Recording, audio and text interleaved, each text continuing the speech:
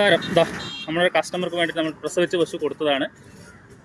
നമ്മുടെ സ്ഥിരം കസ്റ്റമറാണ്. ബ്രോ നമസ്കാരം, എന്താ പേര്? നന്ദു. നമ്മൾ കഴിഞ്ഞ പ്രാവശ്യം പശു കൊടുത്തത് എങ്ങനെയുണ്ട്? പാലൊക്കെ കിട്ടി, പറഞ്ഞ പാല് കിട്ടിയിട്ടുണ്ടല്ലോ. വീണ്ടും വന്നത് അല്ലേ? ഓക്കെ. അപ്പോൾ ഇതൊരു പ്രസവിച്ച പശുവാണ് ഇപ്പോൾ എടുത്തിരിക്കുന്നത്. പാല് കുറച്ച് കൂടുതലുള്ള ജേഴ്സി വേണമെന്ന് പറഞ്ഞിട്ട് ബ്രോ ഒന്ന് അങ്ങോട്ടേക്ക് നടത്തിക്ക്. അപ്പോൾ ഇപ്പോൾ പ്രസവിച്ചിട്ടേ ഉള്ളൂ കേട്ടോ. പ്രസവിച്ചിട്ട് ആ 2-3 മണിക്കൂർ ആയിട്ടുള്ളൂ. നല്ല പശു, നല്ല മടികാമ്പ് കാര്യങ്ങളൊക്കെ ഉള്ളൊരു പശുവാണ് നമ്മൾ എടുത്തു കൊടുത്തിരിക്കുന്നത്. അപ്പോൾ ഇതുപോലെ പശുക്കൾ വേണമെന്നുണ്ടെങ്കിൽ തീർച്ചയായിട്ടും കോൺടാക്ട് ചെയ്യുക. പാലക്കാട് വന്നു കഴിഞ്ഞാൽ നല്ല പ്രസവിച്ച പശുക്കൾ നമ്മൾ എടുത്തു തരുന്നതാണ്. നല്ല മടികാമ്പാണ് കേട്ടോ.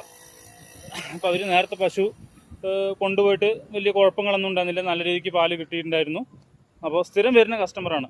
അപ്പോൾ നമ്മുടെ സ്ഥിരം വരുന്ന കസ്റ്റമർക്ക് അറിയാം നമ്മൾ എങ്ങനത്തെ പശുവാണ് എടുത്തു കൊടുക്കുന്നത് എന്നുള്ളതൊക്കെ.